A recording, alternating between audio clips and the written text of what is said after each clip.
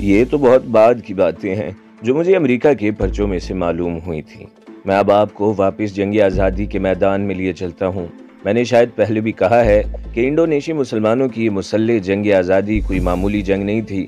اس پر کتابیں لکھی گئی تھیں اور امریکہ اور برطانیہ کی فوج نے انڈونیشی مسلمانوں کی اس گوریلا جنگ سے ایسے سبق حاصل کیے تھے کہ انہوں نے کچھ پمفلٹ اور کتابیں بھی لکھی اور اپنی فوج میں تقسیم کی تھی۔ اب میں بہت پیچھے سے بات شروع کروں گا، یعنی جب ہمیں یہاں لایا گیا تھا۔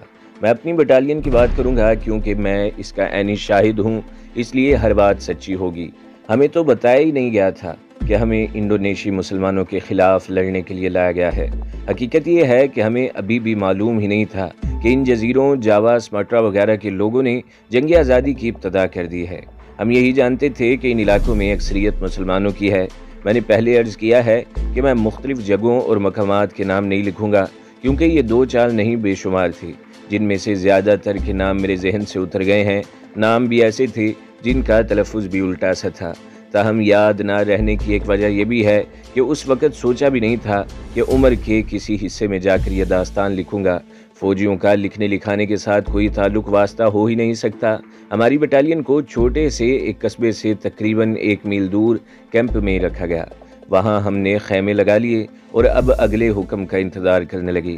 اگلا حکم یہی ہو سکتا تھا کہ ان جنگلوں میں جو جاپانی چھپے ہوئے رہ گئے ہیں انہیں پکڑنا ہے۔ یہ تو بتا چکا ہوں کہ ایٹم بموں نے جنگ کا خاتمہ کر دیا تھا۔ میں نے یہ بھی بتایا ہے کہ جاپانی ہتھیار ڈالنا تو جانتے ہی نہیں تھے۔ ہتھیار دینے سے پہلے وہ اپنی جان دے دیا کرتے تھے۔ ہماری بٹالین میں عام خیال یہی تھا کہ ادھر ادھر چھپے ہوئے جاپانیوں کو ڈھونڈنا اور پکڑنا ہے۔ ہمارے اس خیال کی تصدیق اس طرح بھی ہو گئی کہ پہلے ہی روز ہماری ایک پیٹرول پارٹی یعنی گشتی پارٹی کیمپ سے کچھ دور گئی۔ اس پر فائرنگ ہوئی اور 2 جوان مارے گئے۔ اس پارٹی کی نفری 15-16 تھی۔ انہوں نے اس جگہ کو گھیرے میں لے لیا جدھر سے فائر آیا تھا۔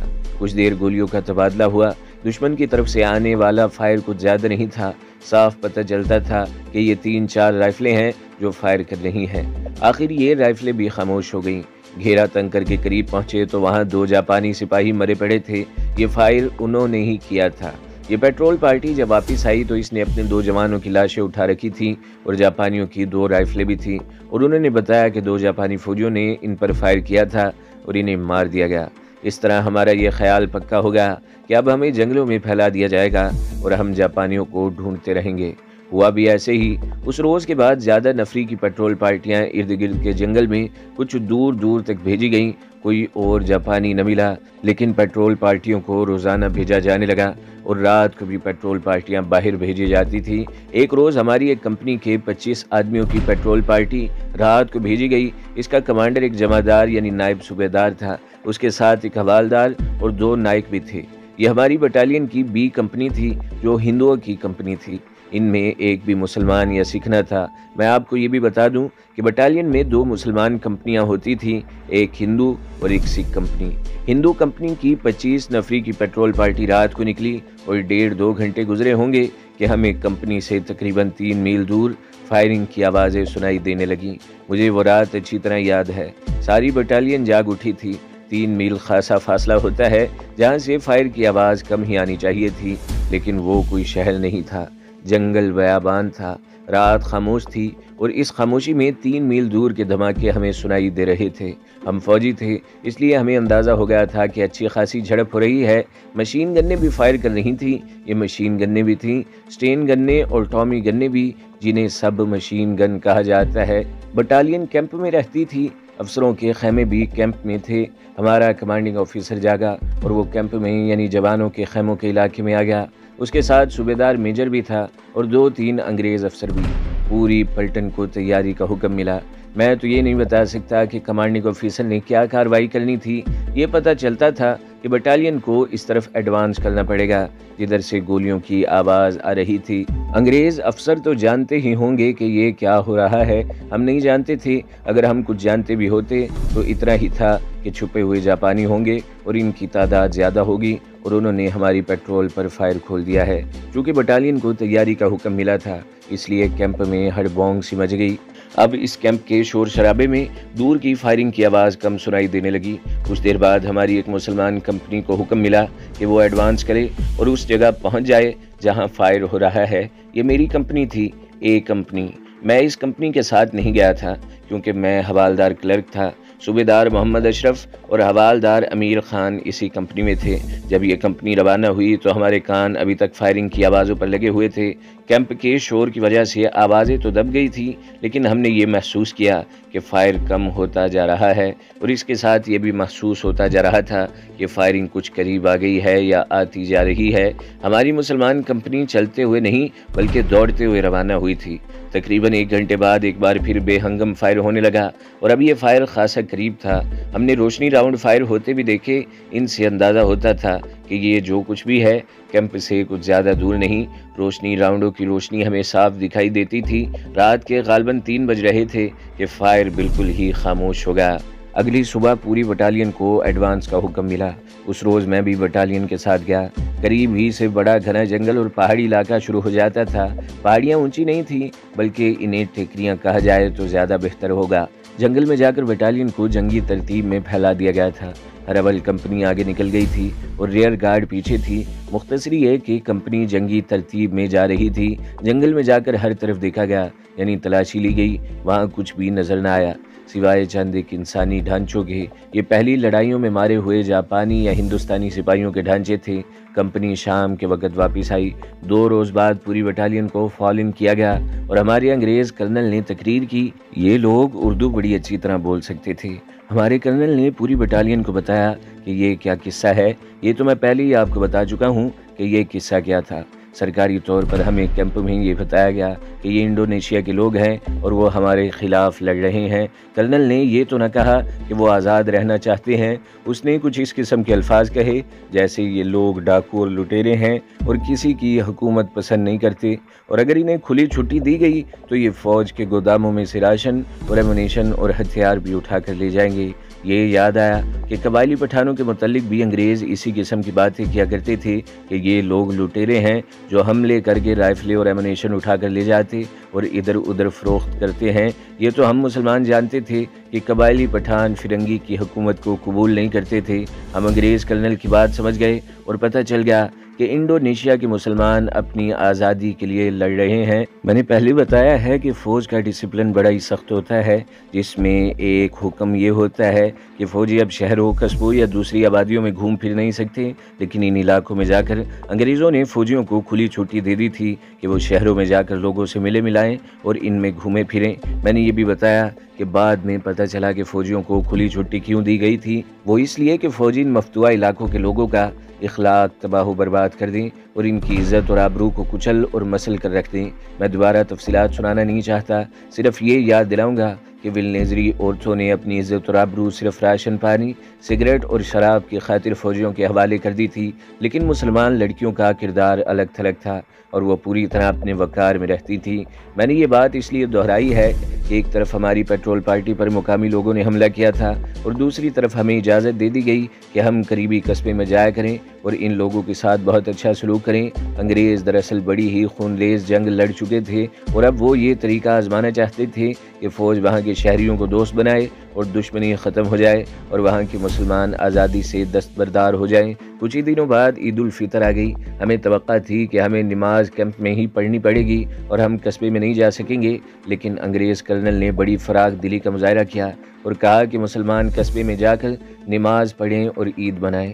ہم تمام مسلمان عید کی صبح نہا دھو کر قصبے میں چلے گئے۔ ہمارے پاس کوئی سویلین کپڑا نہیں تھا، وردیاں دھو لی تھی اور وہی پہن کر چلے گئے۔ قصبے میں وہاں کے لوگ ہمیں مسکرا کر دیکھتے تھے اور آگے بڑھ کر ہاتھ ملاتے تھے۔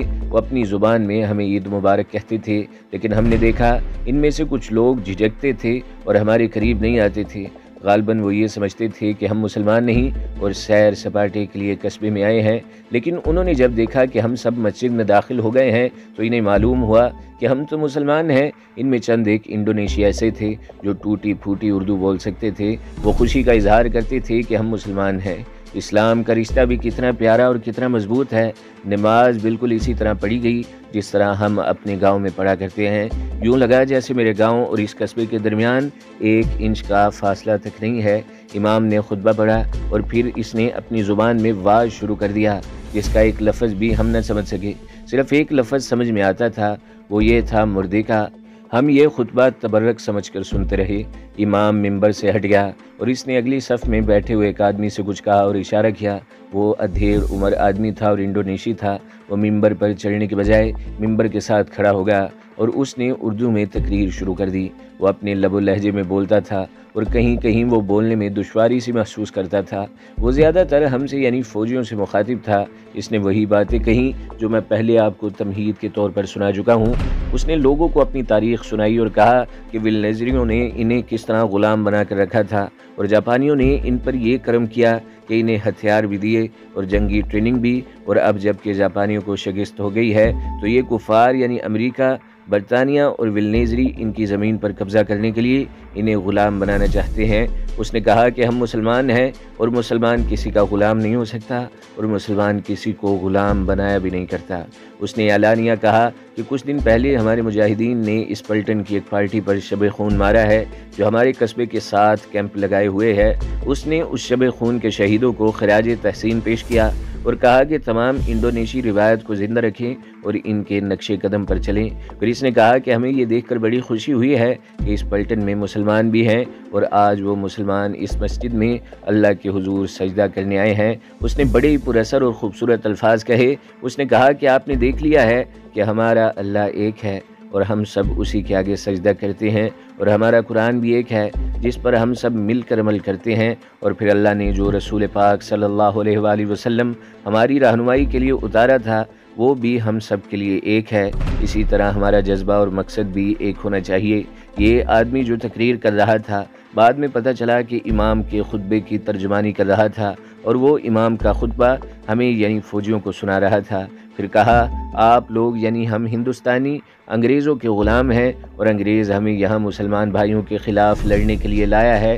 اس نے کہا کہ مسلمان قرآن کی روح سے بھائی بھائی ہوتے ہیں اور ایک دوسرے کے خلاف ہتھیار نہیں اٹھاتے، اور جو مسلمان اپنے بھائی کے خلاف ہتھیار اٹھاتا ہے وہ جہنمی ہوتا ہے۔ اس موقع پر تقریر کرنے والے نے قرآن پاک کی ایک آیت پڑھی اور پھر 3 احادیث بھی سنائیں۔ اس نے کہا کہ انہیں پہلی دفعہ پتہ چلا کہ اس پلٹن میں مسلمان بھی ہیں۔ اس نے کہا ہم آپ سے یہ توقع نہیں رکھتے کہ ہماری دوش بدوش آ کر لڑیں، لیکن اللہ اور اس کے رسول صلی اللہ علیہ وآلہ وسلم کے نام پر یہ توقع رکھیں گے کہ جہاں کہیں آپ لوگ ہمارے مجاہدین کے آگے آ جائیں تو ایک دوسرے پر گولی نہ چلائیں۔ میں آپ کو یقین دلاتا ہوں کہ ہمارے آدمی آپ پر گولی نہیں چلائیں گے۔ آگے آپ کا اپنا دین ایمان ہے کہ ہمارے مجاہدین کے ساتھ کیا سلوک کریں گے۔ ہمارے ایک سپاہی نے اچانک بڑی زور سے بلکہ پھپھڑوں کا پورا زور لگا کر نعرہ لگایا، نعرہ تکبیر۔ مجھے اچھی طرح معلوم ہے کہ جس نے یہ نعرہ لگایا تھا وہ سفید ان پڑھ تھا، وہ جذبہ تو مسلمانوں والا رکھتا تھا۔ یہی وہ بات تھی جو اس کے پلے پڑ گئی تو وہ بم کی طرح پھٹا۔ اس نعرے سے وہاں جتنے انڈونیشی مسلمان تھے چمک اٹھے۔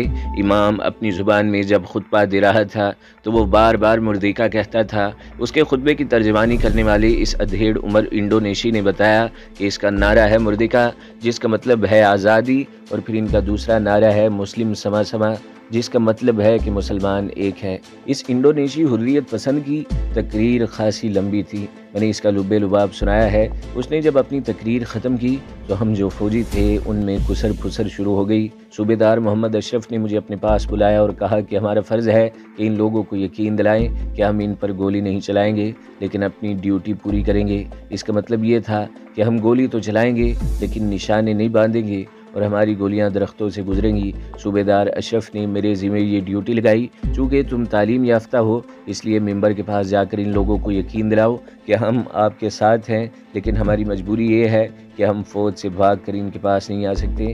میں نے کبھی تقریر نہیں کی تھی لیکن اس وقت جذبات میں ایسا تاثر پیدا ہو گیا تھا کہ میں اٹھا اور ممبر کے پاس جا کھڑا ہوا۔ یہ پہلا موقع تھا کہ میں اتنے بڑے مجمع سے خطاب کرنے لگا تھا۔ میری تو زبان ہکلانے لگی تھی لیکن جذبہ ایسا بیدار ہوا کہ میں نے بات شروع کر دی۔ میں ضروری نہیں سمجھتا کہ اپنی ساری تقریر بیان کروں، صرف یہ بتانا ضروری سمجھتا ہوں کہ میں نے انڈونیشی مسلمانوں سے کہا کہ ہم اسلام کے رشتے کی پوری طرح لاج رکھیں گے اور ان کی جس قدر مدد کر سکتے ہیں کریں گے، جانیں بھی قربان کر دیں گے۔ اس طرح کچھ باتیں کر کے میں ایک نہایت ضروری بات پر آیا۔ میں نے انہیں کہا کہ ہم انگریزوں کے ملازم ہیں اور ان کے بنائے ہوئے قانون کے پابند ہیں۔ میں یہ جو باتیں کر رہا ہوں یہ اپنے ان بھائیوں کی طرف سے کر رہا ہوں۔ میں آپ سے یہ درخواست کرتا ہوں کہ کسی کو اس کا پتہ نہ چلے کہ ہم نے آپ کے ساتھ باتیں کی ہیں۔ اگر ہندوؤں اور سکھوں تک یہ بات پہنچ گئی تو وہ افسروں کو بتا دیں گے، پھر ہمیں سزا ملے یا نہ ملے یہ ضرور ہوگا کہ ہم پر پابندیاں عائد کر دی جائیں گی۔ آپ کے ساتھ ہمارے وعدے اللہ اور اللہ کے گھر کے نام پر ہیں۔ میں مختصر سی تقریر کر کے بیٹھ گیا تو وہی ادھیڑ عمر انڈونیشی پھر اٹھا جس نے اردو میں امام کا خطبہ ہمیں سنایا تھا۔ اس نے انڈونیشی زبان میں لوگوں سے کچھ بات کی، ہم سمجھ گئے کہ وہ انڈونیشی مسلمانوں کو میری باتیں سنا رہا ہے۔ اس نے بات ختم کی تو مسجد میں انڈونیشی جیسے ہم پر ٹوٹ پڑے، بڑے ہی جذباتی انداز سے وہ ہمیں گلے لگاتے اور خوشی کا اظہار کرتے تھے۔ ہم جب مسجد سے نکلے تو ایک ایک آدمی کو 3-4 انڈونیشی اپنے گھروں کو لے جانے کے لیے گھسیٹ رہے تھے، لیکن ہم میں سے کوئی بھی کسی کے ساتھ نہیں جا رہا تھا۔ ہم ڈرتے تھے کہ ان لوگوں کے ساتھ ہمارے بھائی چارے کی خبر انگریز افسروں تک پہنچ گئی تو مصیبت کھڑی ہو جائے گی۔ ہمیں انگریز افسروں نے ہی اجازت دی تھی، لیکن ہمیں ضرورت سے زیادہ محتاط ہونا چاہیے تھا۔ میں نے بعد میں سنا تھا کہ ایک اور شہر میں بھی مسلمانوں کو اجازت دے دی گئی ہے کہ وہ جا کر عید کی نماز مسجد میں پڑھ سکتے ہیں۔ وہ شہر غالباً سوکا بومی تھا، وہاں بھی انڈین آرمی کی 1 یا 2 انفینٹری پلٹنیں تھیں۔ میں نے سنا تھا کہ اس علاقے کے انڈونیشی گورنر کے ساتھ کسی بڑے افسر نے مسجد میں تقریر کی تھی اور اس نے آزادی کے جذبے اور مسلمانوں کے بھائی چارے کے موضوع پر تقریر کی تھی۔ اس نے ایسی بات نہیں کی تھی کہ انڈین آرمی کے مسلمان ان کی مدد کریں، لیکن اس کی تقریر سے انڈین آرمی کے مسلمان جو اس مسجد میں گئے تھے اتنے زیادہ متاثر ہوئے تھے کہ انہوں نے طے کر لیا تھا کہ انڈونیشی حریت پسندوں کی ہر طرح سے مدد کریں گے۔ میں نے کہا ہے کہ جامع مسجد میں تقریر کرنے والا گورنر تھا یا کوئی بڑا افسر۔ اس سے میں سمجھ گیا کہ انڈونیشیا کے عوام صرف جنگ آزادی ہی نہیں لڑ رہے تھے، بلکہ انہوں نے اپنی باقاعدہ حکومت قائم کر رکھی تھی جس میں گورنر بھی تھے اور ان سے چھوٹے افسر، یعنی وہ ایک منظم اور باقاعدہ حکومت تھی جو ہر ترقی یافتہ ملک کی طرح چلائی جا رہی ہے۔ یہ امریکہ اور برطانیہ کی دھاندلی تھی کہ وہ ان لوگوں کی آزادی سلب کرنا چاہتے تھے۔ ہم مسجد سے کچھ دور نکل آئے تو ہمارے جمعداروں اور صوبے داروں نے ہم سب سے کہا کہ ہم مسجد میں بیٹھے تھے اور یہ لوگ اللہ اور رسول صلی اللہ علیہ وآلہ وسلم کا نام لے رہے تھے۔ ہم بھی مسلمان ہیں، اس لیے ہمیں یہی کہنا اور کرنا چاہیے تھا جو ہم نے مسجد میں کیا، لیکن تم لوگ احتیاط کرنا کہ بیرکوں میں بیٹھ کر ڈینگے نہ مارنا کہ ہم پکے مسلمان ہیں اور انڈونیشی مسلمانوں کے خلاف نہیں لڑیں گے۔ ہمارے ایک صوبے دار نے چلتے چلتے اس موضوع پر تقریر کر ڈالی۔ فوج میں ایک خرابی تھی جو آج کل بھی موجود ہے، یہ ہے خوشامد اور غیبت۔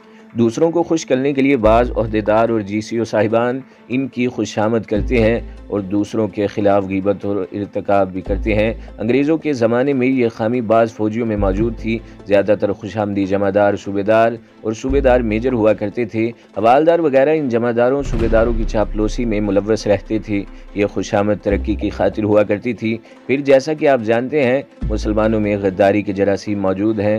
ہمارے جوانوں میں زیادہ نہیں تو تھوڑے بہت سے ایسے ضرور تھے جو مخبری کر کے اوپر والوں کی خوشنودی حاصل کرتے تھے۔ تو دوستو، اگلی قسط سننے کے لیے ہمارے چینل کو ضرور سبسکرائب کریں، ویڈیو کو لائک کریں اور بیل کے آئیکن پر بھی کلک کر دیں تاکہ ہر جو آنے والی ویڈیوز ہیں وہ آپ کو سب سے پہلے ملتی رہیں۔